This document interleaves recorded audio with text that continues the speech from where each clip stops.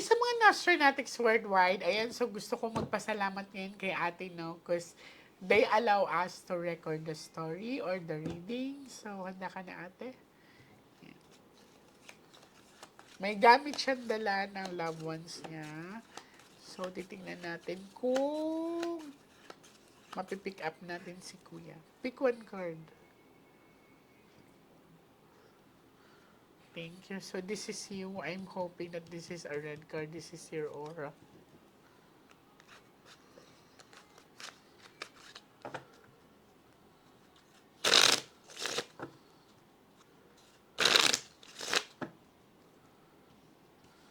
Cut the cards into three.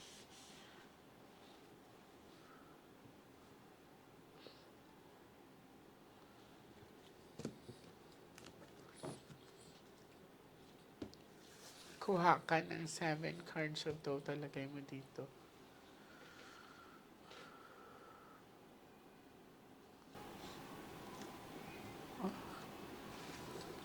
So, this is you. Sana pula. Okay, so hindi pula, no? So, it's naturally ganito ang aura mo kasi meron pa rin, hindi mo pa masyado tangkap or may pagluluksa pa sa nakikita ko. Ang flower is very sensitive kasi di ba pag nahangin siya, change of direction, so may mood swings ka. Minsan okay, minsan hindi. Pag nanalaw ang isip. Nadala pa siya sa hospital. Opo. Mga ilang araw siya doon. Wala pa po 24 hours. Oh, okay. Ang pain kasi niya is upper part here and here. Sino nagdala sa kanya sa hospital? Biglaan daw to, Teo. Opo. Sino nagdala sa kanya? Ako po, tsaka po yung tito ko po. Tito po niya. Kasi ang Sa pinakita ambulansya po. dito, puro itim. Oh. Paano nag-stop ang heartbeat niya? Tapos ang higpit nandito ko. Di ako makahinga. Parang ang lalim ng ang lalim ng pinaghuhugutan niya. Mga ilang oras lang siya, te. Ni-revive pa siya? Opo, madaming beses po.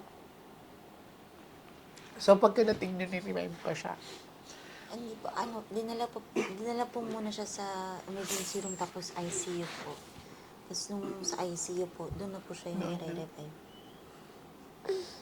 Kasi biglaan yun. Nagulat ako kasi ang pain niya is upper part here. Sa puso. Dito, parang nag-stop yung heartbeat niya ng bigla. Pero ito, para ko nasasakal.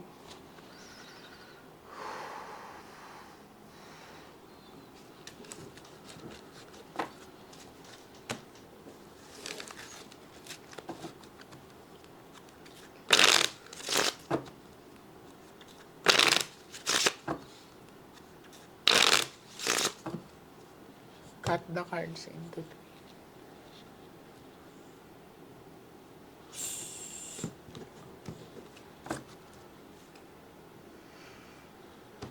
Kuha ka ng 9 cards of total.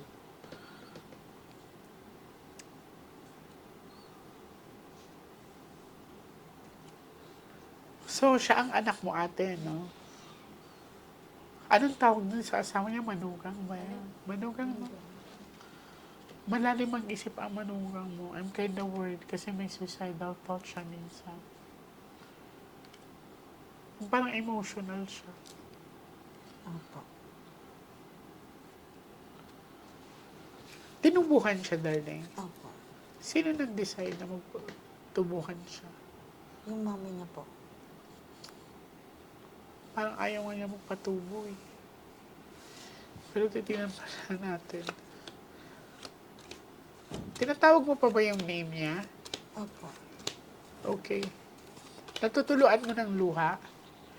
Yung Pangalan niya pag tinatawag mo siya. Kasi sabi niya, sabi dito tinatawag mo pa daw siya. Tapos, naiyak ka. Sa akin, atin, walang masamang tawagin yung name niya. Pero as much as possible, huwag mo nang patuluan ng luha. Kasi ang luha natin ay sagrado. Hindi pa siya nakakatawid. Anong findings ng doktor sa kanya? Ano po,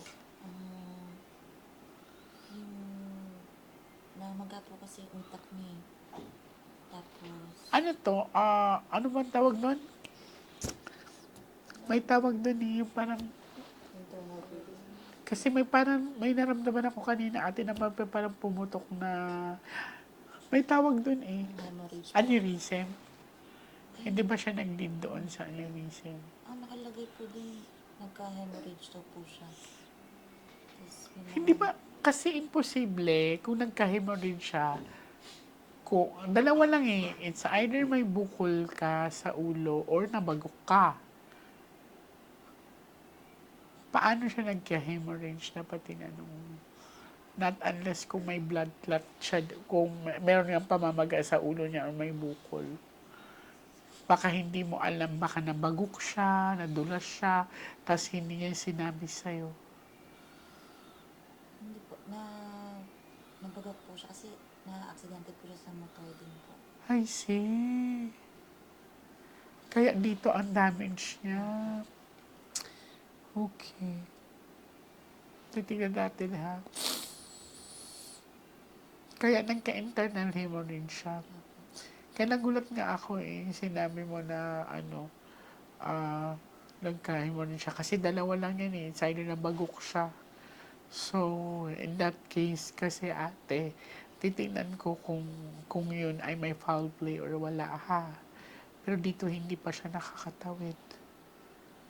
Yan, hindi pa. Tapos sinatawag mo pa yung name niya. Basta yung ang naramdaman ko, eto, parang namaga yung dito niya. Tapos ito, ang damage niya. Tapos biglang tumigil ang heartbeat niya. Last 12 cards. Now, maaaring pabalikin din kita sa Friday. Kailangan ko na kasama sa pagtawid. So, ano yung pagtawid, Jay? Ang pagtawid, darling. For example, si Kuya. Si Kuya ang tatawid. Kailangan buo ang loob niya. Okay. Kasi pag once na i-open ko yung third eye niya, hindi na masasara yun. Meaning, hindi na magiging normal ang buhay niya. So, pag hindi ka handa sa Friday kung walang tatawid, huwag mong pipilitin. Anong purpose yun, Jay? Para makausap mo pa siya. If you're willing. Bakit hindi natin kayang gawin ngayon? Kasi kailangan ang tatawid buo at loob. Kasi hindi natin pwedeng, halika tatawid na, hindi, it's not like that. Kasi, depende sa katawan yan at saka prone yan sa tinatawag na possession kasi magtatawag tayo. Basta ang naramdaman ko sa kanya, sa ulo niya, eto, ang tama niya, parang ako nasasakal eh. Tapos eto. So, hindi ba siya nakainom ng time na yun? Kasi nakaamoy ako ng alak. Wala bang pumikil sa kanya na huwag na lang siya umalis? Bibilan lang po kasi sana siya ng ulam namin nun eh. Hindi ko po namalayan na umalis na po siya. Okay. Hindi siya nag-ano sa'yo na, okay. Kaya hindi mo napigilan kasi bigla na lang siyang umalis. Pero nakaamoy nga ako ng alak, te. Kayo ba nang inuman noong time na yon or may mga kasama siya? Mga kaibigan po na.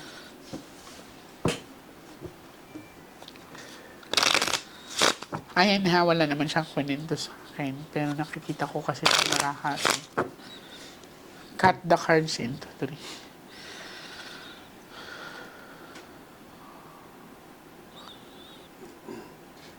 Siguro ang bilis ng takbo niya. Baka gumanon pa yun kasi ito parang ito yung nauna eh. Sa ulo niya eh.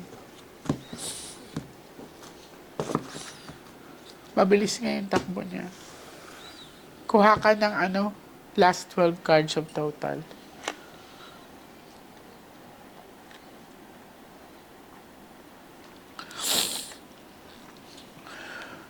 So, ang pinangyarihan ng aksidente malapit lang sa inyo. Opo. Saan area yan, te? Sa Alfonso po. Alfonso dito sa Cavite ba yung Alfonso? Kasi hindi pa siya nakakatawid. Bago lang yata. Bago lang. Kailan nga? April 14. Ano ba tayo ngayon? May 11. Hindi siya nabalita sa TV. Hindi. Matagal po ang response. I see. Puntahan kayo natin yung area. Mag-alit tayo ng ano doon. No? Baka kaya natin ng Sabado. Okay, pwede. Note ko na lang sila din. Hindi, antayin muna natin ng Friday. Kasi tatawid nga ni.